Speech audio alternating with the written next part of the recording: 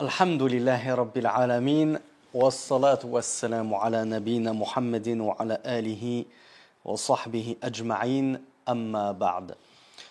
Nous allons traiter dans ce cours des prières qu'on appelle rawatib, pluriel de ratiba. Ce sont des prières qui sont annexées avant ou après les prières obligatoires. Le cheikh Salih al-Fawzan, hafidhahullah, nous dit « I'alamu ayyuha al-ikhwan » أن السنن الراتبة يتأكد فعلها ويكره تركها. Sachez mes frères que les prières rawatiba annexées, il est tout particulièrement recommandé de les effectuer et il est détestable de les délaisser. Donc on voit que délaisser les rawatib avant et après certaines prières, comme nous allons le détailler, c'est quelque chose de makrouh, détestable. Qu'est-ce qu'on doit comprendre de makrouh? Celui qui les délaisse, normalement, n'a pas de péché. Mais on va voir un avis contraire que soutient Cheikh Salih al-Fawzan, hafidhahullah. Mais si tu les fais, tu en seras grandement récompensé, bien entendu.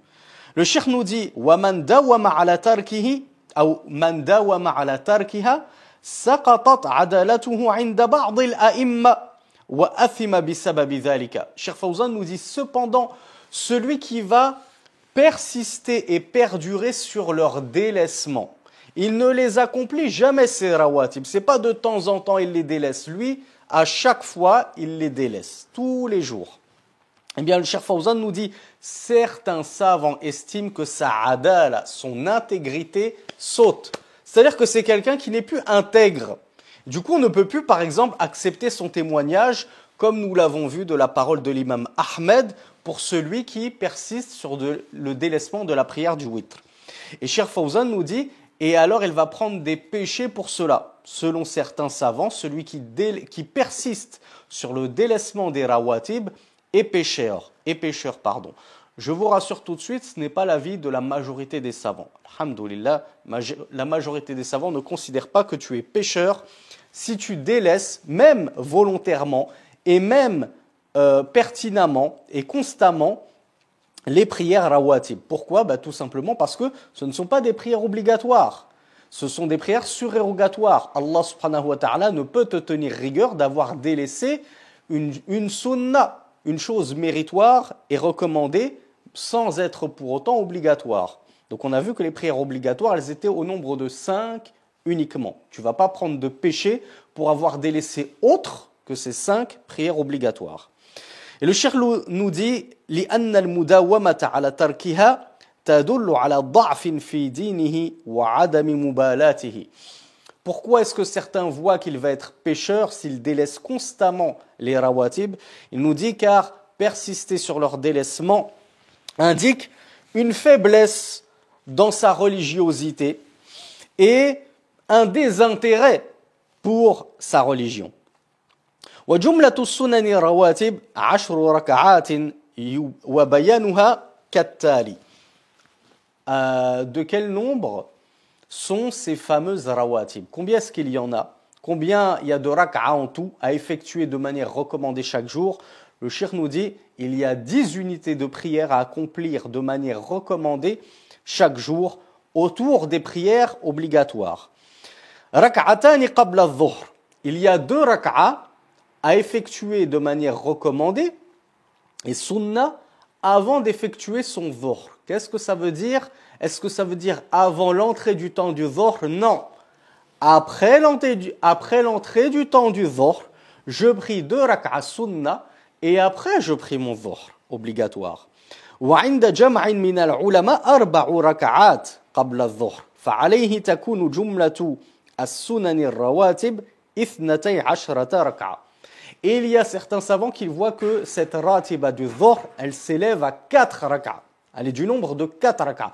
C'est pas juste 2 rak'a avant le dhuhr, tu peux faire 4 rak'a. Il est même recommandé de faire 4 rak'a surérogatoires avant la prière obligatoire du dhuhr. Ce qui fait que, selon ces savants qui ont vu que la ratiba du dhuhr, elle était de 4 rak'a, eh bien, ils voient qu'en réalité, il n'y a pas 10, mais 12 rak'a, fortement recommandés et effectués tout au long de la journée. Et des savants ont vu que ce n'était que 2 rak'a. Voilà pourquoi ils ont dit qu'il y en a 10 en tout. Les autres, rak'atani ba'da adh-dhuhr, après la prière obligatoire du dhuhr, je prie surérogatoirement 2 rak'a, c'est la ratiba après le dhuhr. Wa rak'atani ba'da al-maghrib. Donc on voit qu'il n'y a rien avant et après le asr chez Cheikh Salih al-Fawzan et certains savants. Et chez les Shafi'ites, par exemple, je le dis comme ça pour la faïda, il y a 4 rak'a qu'il est possible de prier avant le asr. Et bien sûr, après l'entrée du temps du asr. Donc le cheikh nous dit rak'atani ba'da al-maghrib. Il y a 2 rak'a à effectuer de manière surérogatoire après la prière obligatoire du maghrib. Wa rak'atani ba'da al-isha. Et il y a 2 unités de prière après la prière du Aïcha. Donc 2 unités surérogatoires après la prière obligatoire du Aïcha. Wa rak'atani qabla salati al-fajr ba'da tulu'i al-fajr. Et comme il fait bien de le préciser, Cheikh Salih al-Fawzan, il y en a beaucoup qui se trompent et qui confondent. Cheikh nous dit il y a 2 unités de prière sunna recommandées à effectuer avant la prière du Fajr, mais après la levée de l'aube. Donc c'est pas le lever de l'aube, je fais la faute à chaque fois, après le lever de l'aube. Donc cette sunna du Fajr, je ne la prie pas avant l'heure du Fajr qui est écrit sur mon calendrier, ou avant même d'avoir entendu le mu'adhin lancer son adhan si je vis en terre d'islam. Non, c'est après le lever de l'aube, donc lorsque le Fajr est rentré, que c'est son heure, que le mu'adhin a fait son adhan, là oui j'effectue ma sunna, je prie mes 2 rak'a, sunna, avant de prier mon Fajr, ma prière du Fajr obligatoire. Que vous l'appeliez Fajr au Subh, c'est exactement la même chose. Donc on récapitule, il y a 2 rak'a avant le dhuhr, voire 4 selon certains, 2 rak'a après le dhuhr, 2 rak'a après le maghrib, 2 rak'a après l'Aïcha et 2 rak'a avant al-Fajr. Ce qui nous fait donc bien 10 rak'a ou 12 rak'a pour ceux qui ont vu qu'il y en avait 4 avant le dhuhr. Le cheikh nous dit والدليل على هذه الرواتب بهذا التفصيل المذكور هو حديث ابن عمر رضي الله عنهما قال حفظت من رسول الله صلى الله عليه وعلى آله وسلم 10 ركعات ركعتين قبل الظهر وركعتين بعدها وركعتين بعد المغرب في بيته وركعتين بعد العشاء في بيته وركعتين قبل الصبح كانت ساعة لا يدخل على النبي صلى الله عليه وعلى آله وسلم فيها أحد حدثتني حفصة أنه كان إذا أذن المؤذن وطلع الفجر صلى ركعتين والحديث متفق عليه. Le cheikh nous dit quelle est la preuve au sujet de ces différentes rawatib comme nous l'avons mentionné et explicité. Il nous dit, la preuve, c'est un hadith unanimement authentique, rapporté par Bukhari et Muslim, d'après Ibn Umar, radiyallahu anhuma, qui a dit, j'ai mémorisé du messager d'Allah, sallallahu alayhi wa sallam, 10 rak'at, 10 unités de prière, 2 unités avant le dhuhr, puis 2 unités après le dhuhr, donc on est à 4, puis 2 unités après le maghrib, on est à 6. Et qu'est-ce qu'il précise Ibn Umar fi baytihi? On va voir pourquoi c'est important cette précision. Dans sa maison, le prophète sallallahu alayhi wa sallam priait ces 2 unités dans sa maison, fi baytihi, pas à la mosquée devant tout le monde, comme malheureusement tout le monde le fait de nos jours. De nos jours, plus personne, enfin, de nos jours, ça devient rare de voir une personne qui réserve ses rawatib pour chez lui, pour sa maison. Tout le monde prie ses rawatib à la mosquée. Puis quand on rentre, c'est la télé, c'est les jeux vidéo, c'est le divertissement, malheureusement. Et nos maisons sont devenues de véritables tombeaux, comme l'a dit le prophète sallallahu alayhi wa sallam. Donc là, on est à 6. Puis Ibn Umar poursuit. Et 2 unités après al-Aïcha fi baytihi. 2 unités après le Aïcha dans sa maison. Encore une fois, il les priait dans sa maison, ces unités surérogatoires. Et 2 unités avant le subh, avant l'aube. C'était cette heure-là avant l'aube, juste avant que l'aube ne se lève. Juste avant avant la prière du subh, 2 unités avant la prière du subh. Et ce moment-là, lorsque le subh s'était levé, lorsque l'aube s'était levée, Ibn Omar nous dit c'était un moment où personne n'entrait chez le prophète sallallahu alayhi wa sallam à ce moment-là, au moment de l'aube, pour le déranger. Donc comment Ibn Omar pouvait savoir que Rasulullah sallallahu alayhi wa sallam priait fréquemment, voire constamment 2 rak'a avant la prière du subh obligatoire et après que l'aube se soit levée, puisque personne ne rentrait chez le prophète et venait le déranger chez lui sallallahu alayhi wa sallam à ce moment-là, il nous dit c'est Hafsa qui m'en a informé. Qui était Hafsa? Hafsa était justement la fille de Omar ibn al-Khattab. Donc c'était la sœur de Ibn Omar. Donc Ibn Omar le savait parce que sa sœur Hafsa, qui était épouse du messager d'Allah sallallahu alayhi wa sallam, l'avait informé de cette pratique. Il nous dit, Hafsa m'a dit que lorsque le mu'adhin avait lancé l'adhan, c'est-à-dire l'adhan du subh, donc ça y est, le temps du subh, il est bien rentré, et que tala al-fajr, et que l'aube s'était levée. Attention, l'aube, ce n'est pas le soleil, ce n'est pas le lever du soleil, c'est le lever de l'aube, ce qui est très différent. Salla rak'atayn, lorsque l'aube se levait et que l'adhan avait été lancé, le prophète sallallahu alayhi wa sallam priait 2 unités de prière qui étaient d'ailleurs très courtes. Et c'était donc la sunna du fajr, la sunna du subh. وفي صحيح مسلم عن عائشة رضي الله عنها كان يصلي قبل الظهر 4 في بيتي ثم يخرج فيصلي بالناس ثم يرجع إلى بيتي فيصلي ركعتين. Aïcha radiallahu anha nous rapporte, comme dans l'authentique de Muslim, que le prophète sallallahu alayhi wa sallam avait l'habitude de prier avant le dhuhr 4 unités, elle dit dans ma maison, dans mon appartement. C'était la femme du prophète, donc on en comprend que le prophète sallallahu alayhi wa sallam priait chez lui, dans son appartement, 4 unités de prière surrogatoire avant la prière du dhuhr. Ce qui est voulu par là, c'est après l'entrée du temps du dhuhr. C'est pareil que le fajr. Après l'entrée du fajr, tu pries 2 rak'a. Après l'entrée du temps du dhuhr, tu pries éventuellement 4 rak'a. On a vu que certains disent que c'est 2, il y en a qui voient que c'est 4. Al-Muhim, plus tu feras, et plus tu seras récompensé, bien entendu.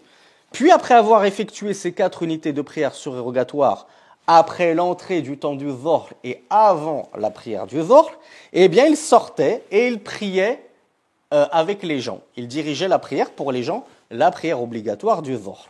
Puis il revenait dans ma maison, c'est Aïcha qui nous dit ça, donc le prophète sallallahu alayhi wa sallam rentrait chez lui et il priait 2 unités de prière. Donc la fameuse sunna des 2 unités de prière après avoir effectué la prière obligatoire du dhuhr.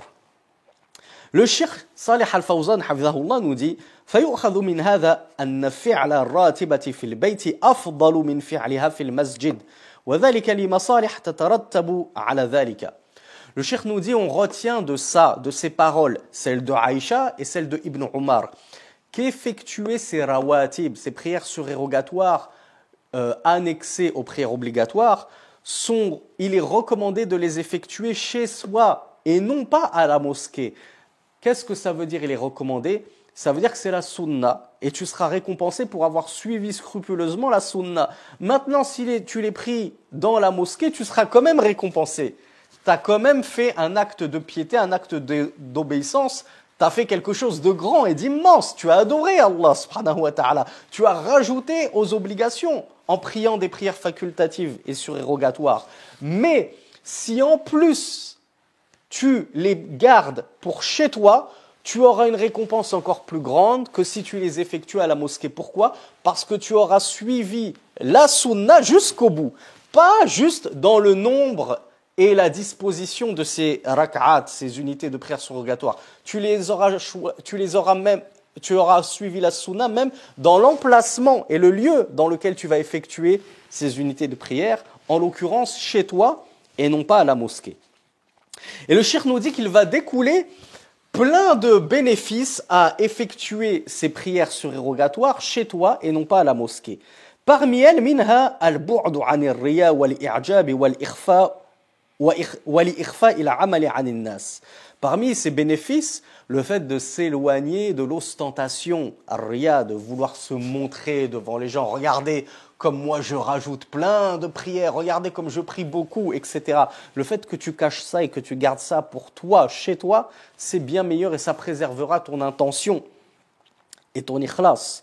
Donc le cheikh nous dit, c'est plus à même de ne pas tomber dans l'orgueil, l'ostentation, et afin de cacher ses œuvres aux gens et de ne les faire véritablement que pour Allah. Ce qui nous amène au deuxième bénéfice. C'est une cause de concrétisation du khushu', le recueillement, wal ikhlas, l'exclusivité de l'intention et la pureté du culte voué à Allah subhanahu wa ta'ala. Lorsque je prie tout seul chez moi, loin du regard des gens, je suis plus à même de vouer cette adoration-là à Allah seul et non pas être tenté de vouloir montrer mes muscles aux gens pour qu'ils disent que je suis pieux, que je suis un grand adorateur d'Allah, un grand prieur, etc., etc. Donc c'est plus à même d'atteindre le recueillement qu'il convient d'avoir en prière.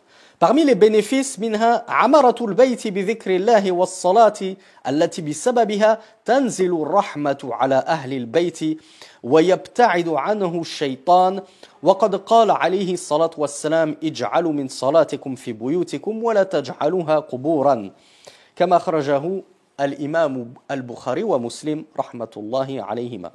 Le Cheikh Fawzan ici nous apporte un bénéfice immense auquel peu de personnes songent au quotidien et qui résoudrait bien des problèmes dans nos foyers et dans nos vies si on mettait ce conseil en pratique. Le cheikh Hafizahullah nous dit que parmi les bénéfices qu'il y a à prier les prières surérogatoires chez toi et non pas uniquement à la mosquée, il y a le fait de peupler ta maison, de remplir ta maison de dhikrullah, du rappel d'Allah subhanahu wa ta'ala. Et de la prière, bien entendu. Mais est-ce que la prière est autre chose que le dhikrullah ultime, l'évocation d'Allah subhanahu wa ta'ala ultime? Et par cette cause-là, d'évoquer abondamment Allah subhanahu wa ta'ala par des prières chez toi, dans ta demeure, eh bien ceci va être une cause de la descente de la miséricorde sur les gens de ton foyer. La miséricorde d'Allah va descendre dans ton foyer, dans ta demeure, et elle va submerger tous les membres de ton foyer qui vont être enveloppés de cette miséricorde d'Allah subhanahu wa ta'ala. Et alors qu'est-ce qu'il va se passer lorsque la miséricorde d'Allah subhanahu wa ta'ala remplit ta demeure et ton foyer? Eh bien les shayatines s'en vont, les diables fuient ta demeure, nous dit Cheikh Salih al-Fawzan hafidhahullah. Voilà pourquoi le prophète sallallahu alayhi wa sallam avait dit dans un hadith unanimement authentique: faites de vos placez quelques-unes de vos prières dans vos foyers et n'en faites pas des tombes. C'est-à-dire ne faites pas ressembler vos foyers à des cimetières dans lesquels on n'a pas le droit de prier. Vous le savez très certainement, il est interdit de prier dans un cimetière.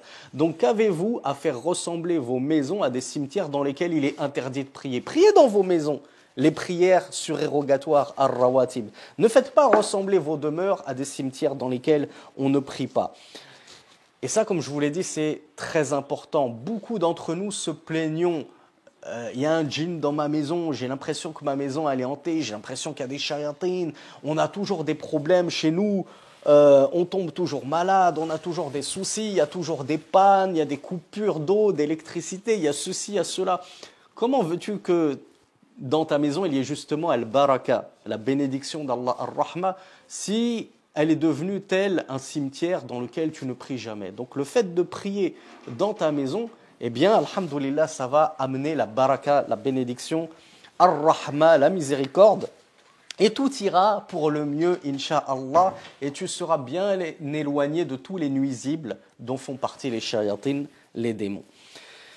Le cheikh, hafizahullah, nous dit وآكد هذه الرواتب ركعة الفجر لقول عائشة رضي الله عنها لم يكن النبي صلى الله عليه وعلى آله وسلم على شيء من النوافل أشد تعاهدا منه على ركعتي الفجر والحديث متفق عليه. quelle est de toutes ces rawatib que nous avons vues, il y a 5 prières rawatib qui donnent donc 10 unités de prière. Sur ces 10 unités de prière surérogatoires, laquelle est la plus importante? Laquelle est prépondérante?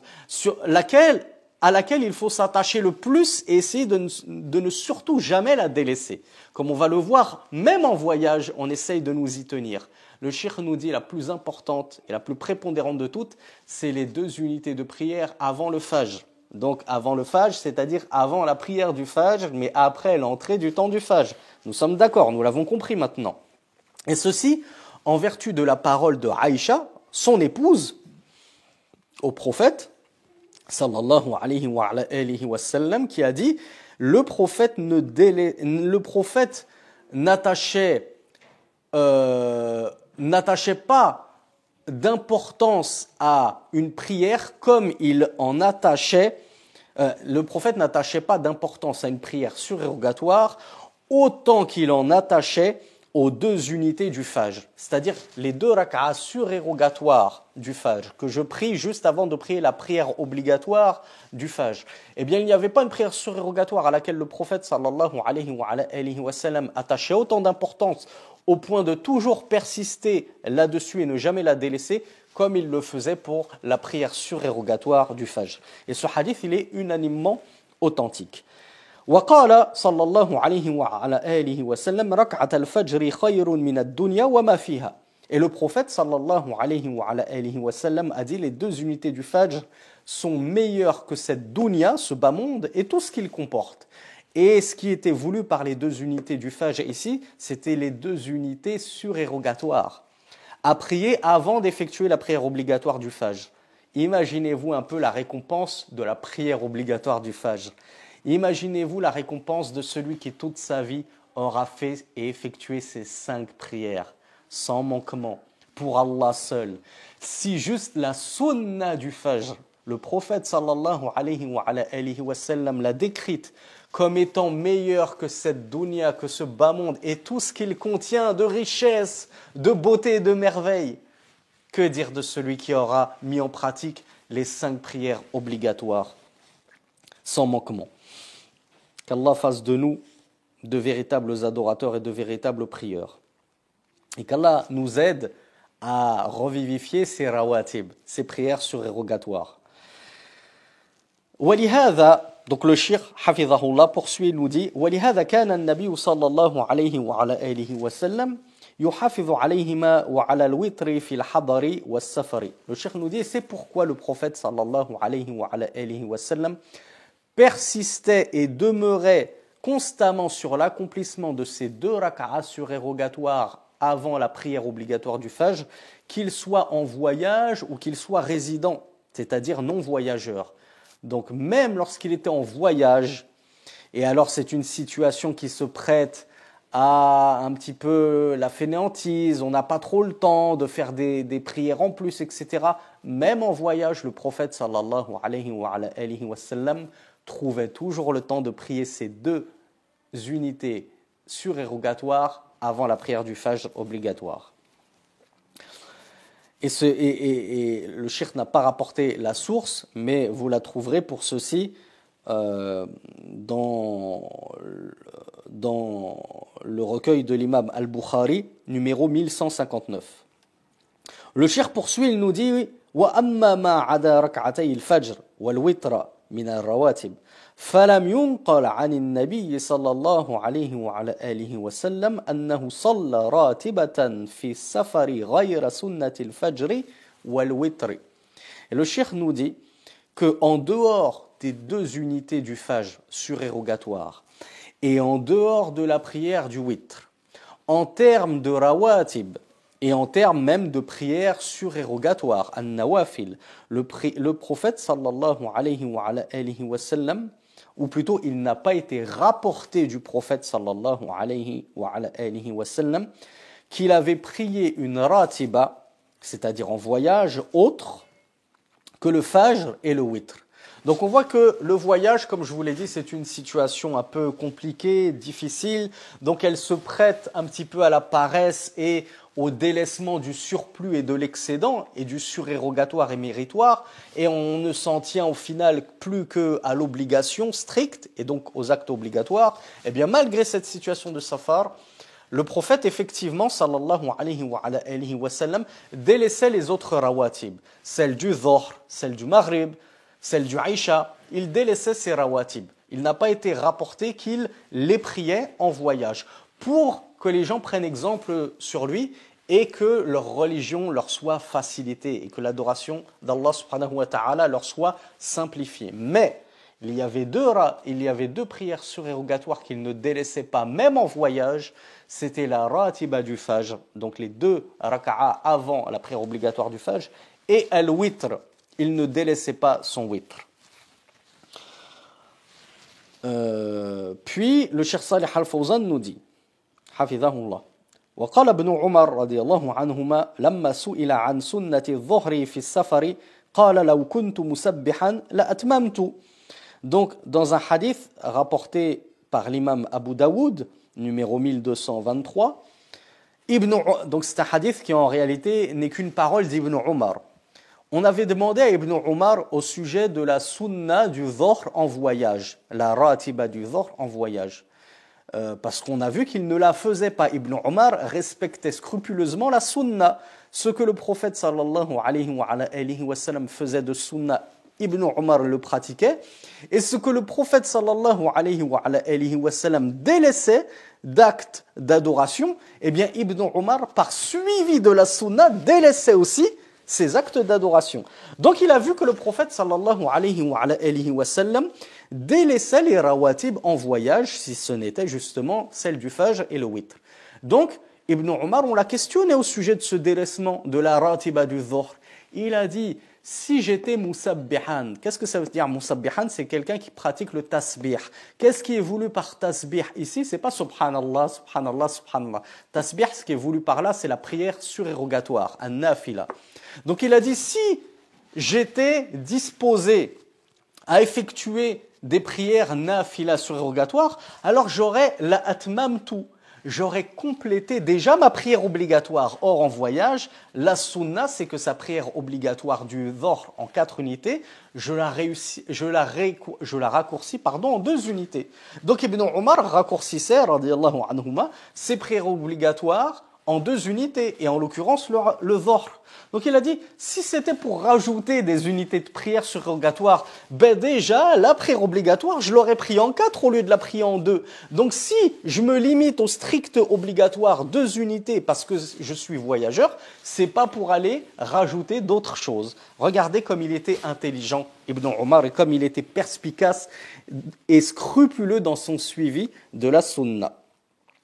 L'imam Ibn Qayyim al-Jawziyya rahmatullahi alayhi a dit, وكان من هديه صلى الله عليه وعلى آله وسلم في سفره الاقتصار على الفرض ولم يحفظ عنه أنه صلى سنة الصلاة قبلها ولا بعدها إلا ما كان من الوتر وسنة الفجر. Donc Ibn al-Qayyim rahmatullahi alayhi a dit, faisait partie de la guidée du prophète sallallahu alayhi wa sallam en voyage de se limiter aux prières obligatoires. Donc il ne rajoutait pas les rawatib.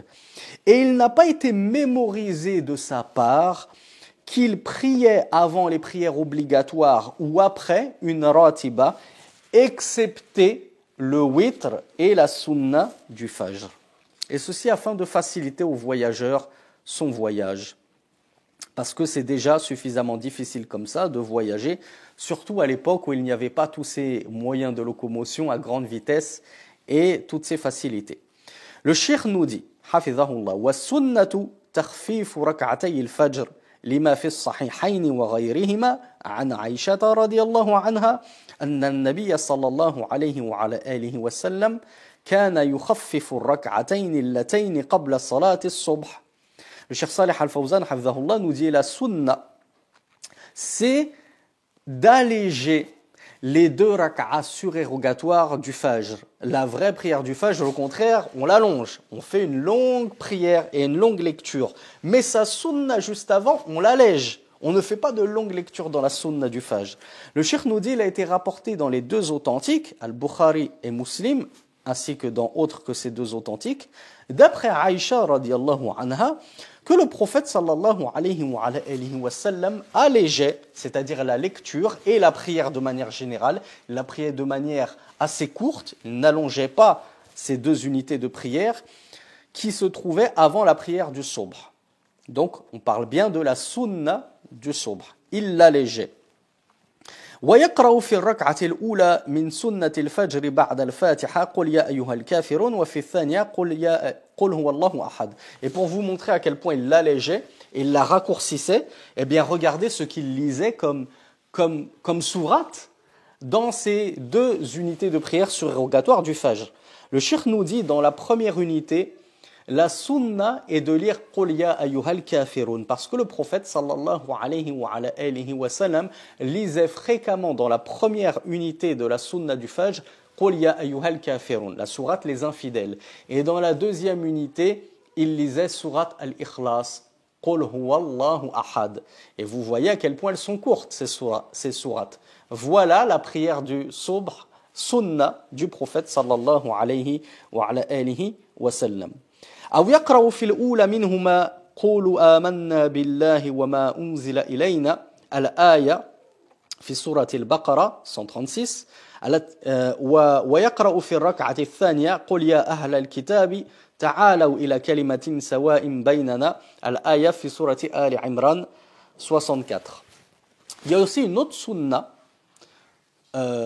c'est la lecture dans la première raka'a de la sunna du Fajr du verset numéro 136 de sourate Al-Baqarah, la vache, deuxième sourate du Coran. Qulu amanna billahi wa ma unzila ilayna. Et dans la deuxième unité de prière sunna, de lire le verset 64 de la troisième sourate du Coran, la famille de Imran, qui commence par Qul ya ahlal kitabi ta'alaw ila kalimatin sawa'in baynana. وكذلك يقرأ في الركعتين بعد المغرب بالكافرون والإخلاص لما روى البيهقي والترمذي وغيرهما عن ابن مسعود رضي الله عنه قال ما أحصي ما سمعت من رسول الله صلى الله عليه وعلى آله وسلم يقرأ في الركعتين بعد المغرب وفي الركعتين قبل الفجر قل يا أيها الكافرون وقل هو الله أحد. Et le cheikh nous dit de la même façon, il est sunna de réciter Qul ya ayyuhal kafirun et Qul huwallahu ahad dans la sunna du Maghrib. La sunna du Maghrib que je prie après le Maghrib. Je prie 2 unités de prière. Dans la première unité, je lis Qul ya ayyuhal kafirun, sourate les infidèles. Dans la deuxième unité, je lis Qul huwallahu ahad, sourate al-Ikhlas. Et ceci, en vertu de ce qui a été rapporté par Al-Bayhaqi et At-Tirmidhi et autres que, rahmatullahi alayhim, d'après Ibn Mas'ud radiyallahu anhu, qui a dit je ne compte pas le nombre de fois où j'ai entendu le prophète sallallahu alayhi wa sallam réciter dans la sunna du Maghrib et la sunna avant le Fajr, dans la sunna après le Maghrib et la sunna avant le Fajr, Qul ya ayyuhal kafirun et Qul huwallahu ahad. Autre chose d'intéressant que nous rapporte le cheikh حفظه الله. Il nous dit وَإِذَا فَاتَكَ شَيْءٌ مِنْ هَذِهِ السُّنَنِ الرواتب فإنه يسن لك قضاؤه وكذلك إذا فاتك الوتر من الليل فإنه يسن لك قضاؤه في النهار لأنه صلى الله عليه وعلى آله وسلم قضى ركعتي الفجر مع الفجر حين نام عنهما وقضى الركعتين اللتين قبل الظهر بعد العصر حين شغل عنهما ويقاس الباقي من الرواتب في مشروعية قضائه إذا فات على ما فيه النص. Le cheikh Hafidhahullah nous dit, si tu as délaissé et il t'a échappé quoi que ce soit des prières rawatib, eh bien il t'est recommandé, il est sunna, de les compenser, c'est-à-dire de les rattraper. Tu rattrapes cette ratiba que tu as laissé filer, que tu n'as pas prié. Et de la même façon, il est recommandé, il est sunna de rattraper son witr s'il t'a échappé, s'il t'a manqué, pour une raison ou une autre. Il est sunna donc même si c'est en pleine journée, on le sait, le witr, c'est la dernière impaire de la nuit, comme nous l'avons vu, eh bien il t'est recommandé, il est sunna de rattraper ton witr en pleine journée, à partir du moment où tu te rappelles que tu as oublié ou que tu as délaissé ton witr. Pourquoi? Le cheikh nous dit, car le prophète sallallahu alayhi wa sallam avait rattrapé ces deux unités du fajr avec sa prière du fajr lorsqu'il s'était endormi et qu'il avait raté la prière du fajr. Oui, le prophète, un jour, sallallahu alayhi wa sallam, s'était endormi et par la fatigue et par une décision d'Allah subhanahu wa ta'ala pour que cela devienne une législation et pour qu'Allah nous apprenne les rites. Et il n'y a rien de plus efficace pour apprendre les rites à la communauté que de prendre un prophète et lui faire des choses, et parfois lui faire oublier volontairement des choses pour lui inspirer comment les rattraper, afin qu'on voit de sa propre pratique comment faire en cas d'oubli, comment faire dans telle situation. Donc le prophète sallallahu alayhi wa sallam a manqué une fois la prière du fajr, la prière obligatoire. Qu'est-ce qu'il a fait lorsqu'il s'en est rappelé et lorsqu'il s'en est réveillé de son sommeil, parce qu'il s'était assoupi, eh bien il a rattrapé la prière du fajr obligatoire, bien entendu. Mais qu'est-ce qu'il a fait juste avant? Il a rattrapé la sunna du fajr. Donc on voit qu'effectivement il est sunna de rattraper les rawatib lorsqu'on les a délaissés. Et dans l'ordre, tu rattrapes d'abord la ratiba avant la prière obligatoire, s'il y en a une avant la prière obligatoire, et tu la rattrapes après la prière obligatoire si c'est une ratiba qui survient après la prière obligatoire en temps normal. Donc le prophète sallallahu alayhi wa sallam avait rattrapé sa sunna du fajr, puis il avait rattrapé la prière du fajr obligatoire sallallahu alayhi wa sallam. Et il nous dit, le cheikh, que le prophète sallallahu alayhi wa sallam avait même rattrapé la sunna d'avant Dhuhr qu'il avait délaissé et oublié. Eh bien, il l'avait rattrapé après le Asr. Et ça fait partie de ses spécificités et de ses particularités. Lui, il a eu le droit de rattraper cette prière-là dans un temps qui pourtant est interdit. Après la prière du Asr, on n'a plus le droit de faire des nawafil. Le cheikh nous dit donc, ces situations-là nous prouvent qu'on a le droit de rattraper nos rawatib qu'on aurait délaissés. Même le witr. Le cheikh nous dit ensuite, وقال صلى الله عليه وعلى آله وسلم من نام عن الوتر أو نسيه فليصله إذا أصبح أو ذكر رواه الترمذي وأبو داود. Le prophète lui-même sallallahu alayhi wa alihi wa sallam avait dit, quiconque dort, c'est-à-dire quiconque s'est assoupi au point d'avoir manqué le witr, donc il a délaissé le witr pour la cause de sommeil ou bien pour la cause d'oubli, il a complètement oublié de prier son witr, et bien qu'il le prie lorsqu'il se réveille ou qu'il s'en souvient. Donc si je n'ai pas prié le witr parce que je me suis endormi, j'avais prévu de me lever, mais le soleil m'a dominé et je n'ai pu me réveiller qu'après la levée de l'aube, j'ai le droit de prier mon witr même après la levée de l'aube, alors qu'il fait jour. Je compense et je rattrape mon witr, comme me l'a dit le prophète sallallahu alayhi wa sallam. De la même façon, si je l'ai oublié, eh bien dès que je me rappelle que j'ai oublié mon witr, même si c'est en pleine journée, flûte, j'ai oublié mon witr, d'habitude je ne l'oublie jamais, etc., eh bien, ne t'en fais pas, tu peux rattraper ton witr. Et le hadith est rapporté par At-Tirmidhi et Abu Daoud. Le cheikh nous dit, ويقضي الوتر مع شفعه لما في الصحيح عن عائشة رضي الله عنها كان النبي صلى الله عليه وعلى آله وسلم إذا شغله عن قيام الليل نوم أو وجع صلى من النهار 12 ركعة. Dans le cas du rattrapage du witr, est-ce que je rattrape également ash-shaf', puisque généralement, ou il peut arriver que c'est même ash-shaf' ou al-witr que tu as délaissé pour cause de sommeil ou d'oubli. Tu as oublié, tu n'as pas pu prier 2 rak'a donc paires avant la raka'a impaire du witr. Est-ce que les deux raka'a paires, je les rattrape également? Est-ce que j'ai le droit de les rattraper? Oui, on a vu que toutes les rawatib, toutes les prières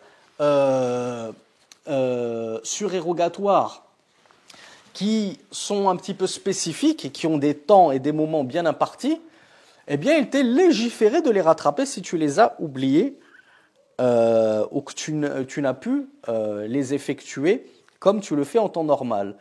Eh bien, le cheikh nous dit pour le witr, si tu as délaissé aussi le shafr, tu rattrapes le shafr avec le witr.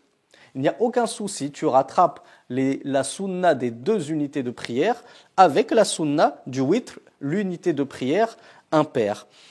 Et le cheikh se base sur une parole de Aïcha radiyallahu anha qui nous dit que le prophète sallallahu alayhi wa sallam, lorsque le sommeil ou la maladie ou la douleur le détournait de son qiyamul layl, il le rattrapait durant la journée en 12 unités de prière. Donc le prophète sallallahu alayhi wa sallam, c'est pas juste le witr qu'il rattrapait.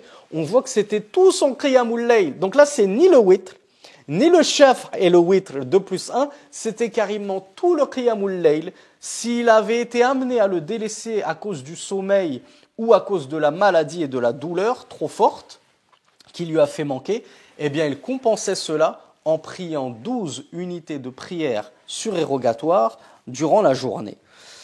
أيها المسلم حافظ على هذه السنن الرواتب لأن في ذلك اقتداء بالنبي صلى الله عليه وعلى آله وسلم وقد قال الله سبحانه وتعالى لقد كان لكم في رسول الله أسوة حسنة لمن كان يرجو الله واليوم الآخر وذكر الله كثيرا كما في سورة الأحزاب. Le cheikh nous dit aux musulmans, préserve et persiste et perdure sur ces prières surérogatoires rawatib. Car il y a en cela une prise de modèle et une prise d'exemple en le prophète sallallahu alayhi wa sallam. Or, Allah subhanahu wa ta'ala nous dit dans la sourate Al-Ahzab, les coalisés, verset 21, vous avez certes en le messager d'Allah un excellent modèle à suivre pour quiconque espère Allah, pour quiconque espère le jour dernier et évoque Allah abondamment. Donc Allah subhanahu wa ta'ala nous dit que nous avons en le messager d'Allah un excellent modèle à suivre, un exemple à imiter. Eh bien, je vais imiter le prophète sallallahu alayhi wa sallam et je vais suivre son exemple en priant ces rawatib que lui ne délaissait que en voyage et encore pas toutes comme nous l'avons vu. وفي المحافظة على هذه السنن الرواتب أيضا جبر لما يحصل في صلاة الفريضة من النقص والخلل والإنسان معرض للنقص والخلل وهو بحاجة إلى ما يجبر به نقصه فلا تفرط بهذه الرواتب أيها المسلم. Le cheikh nous dit il y a en plus dans l'accomplissement et dans le fait de persister, de perdurer dans l'accomplissement de ces sunan rawatib, une compensation de ce qui peut survenir dans tes prières obligatoires de manquements et de défauts. En effet, l'homme est sujet aux manquements, aux défauts, et nous sommes, et notamment dans nos prières obligatoires, lorsque notamment nous avons l'esprit qui se met à divaguer et on s'est complètement déconnecté de la prière, on était complètement en train de penser à autre chose. Eh bien, tous ces manquements qui peuvent survenir dans ta prière, est-ce que tu peux les compenser? Est-ce qu'il y a un moyen pour nous rattraper et regagner un petit peu de récompense? Eh bien oui, il y a justement ces prières surérogatoires et en l'occurrence ces rawatib, nous dit le cheikh hafizahullah. Donc l'homme est dans le plus grand besoin de trouver un moyen de compenser ces manquements, nous dit le cheikh hafizahullah. Alors ne délaisse pas, ne passe pas à côté, ne sois pas négligent vis-à-vis de ces rawatib, ô musulmans. فَإِنَّهَا مِنْ زِيَادَةِ الْخَيْرِ الَّذِي تَجِدُهُ عِنْدَ رَبِّكَ. Car elles feront partie de cet excédent de bien vont apporter justement les adorations surérogatoires. C'est un excellent de bien qui se rajoute à tout le bien que tu prends et que tu encaisses et que tu accumules avec les obligations. C'est un excédent de bien que tu retrouveras devant ton Seigneur.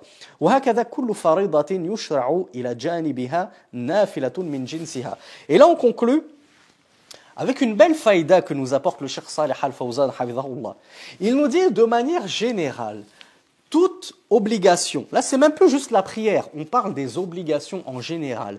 Il est légiféré de mettre en pratique ces actes-là, mais de manière recommandée, surérogatoire. Pour toute obligation, on peut trouver son équivalent sunna recommandé surérogatoire qu'il est légiféré de pratiquer également. Il nous dit par exemple, la prière, on vient de le voir, il y a les 5 prières obligatoires, et puis dans le même temps, en parallèle, tu as les prières surérogatoires qu'il est légiféré et recommandé de mettre en pratique. Il nous dit, mais également faridatus siyam, l'obligation du jeûne.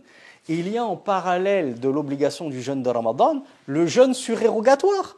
Le jeûne du lundi, le jeûne du jeudi, le jeûne des 3 nuits de pleine lune, des 3 jours de nuit de pleine lune, le jeûne du jour de Arafat, le jeûne du jour de Ashura, etc. Wa faridatu zakat. Et en parallèle de l'obligation de l'aumône légale que tu dois sortir chaque année si tu es soumis à la zakat, 2,5% sur tes économies, comme nous en avons dédié un séminaire uniquement là-dessus, eh bien il y a aussi une zakat surérogatoire, des aumônes que tu peux sortir comme ça, comme bon te semble, autant que tu veux, quand tu veux. Wa faridatul hajj, la prescription obligatoire du pèlerinage, une fois dans sa vie, c'est obligatoire, oui, mais en parallèle, je peux rajouter autant de hajj que je veux, autant de pèlerinage que je veux, autant de umrah que je veux. Donc on voit que en parallèle des adorations obligatoires qu'Allah subhanahu wa ta'ala nous a imposées, on peut prendre ces mêmes adorations et en rajouter de manière surérogatoire. Bien sûr, n'oubliez pas la définition de la bid'a, toujours calquée sur la sunna.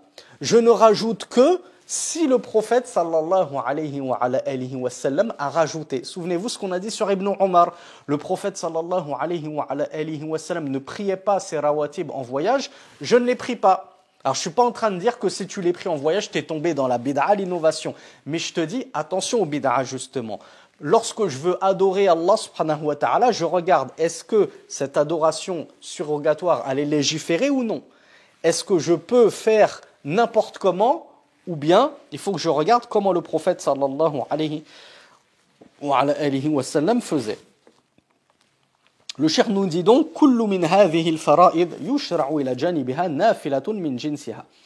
Donc ces adorations surrogatoires du même type que ces adorations obligatoires que je peux mettre en pratique, comme l'aumône surrogatoire, le jeûne surrogatoire, le pèlerinage surrogatoire, le cheikh nous dit que elles vont compenser les manquements survenus dans ces adorations obligatoires. وهذا من فضل الله على عباده. Ceci fait partie de l'immense grâce sur ses serviteurs. حيث نوع لهم الطاعات ليرفع لهم الدرجات ويحط عنهم الخطايا. Afin qu'Allah subhanahu wa ta'ala, par cela et par la cause de ces actes surérogatoires qu'il nous a donnés pour pouvoir nous rattraper, nous racheter de nos manquements, par cela, ça va être la cause de l'élévation en degré des serviteurs d'Allah subhanahu wa ta'ala et de la dissipation et de la disparition et de l'effacement de leurs fautes et de leurs péchés. Nas'alullaha lana jami'an at-tawfiq lima yuhibbuhu wa yardah innahu sami'un mujib. Wassalatu wassalamu ala nabina Muhammad wa akhiru da'wana anil hamdulillahi rabbil alamin.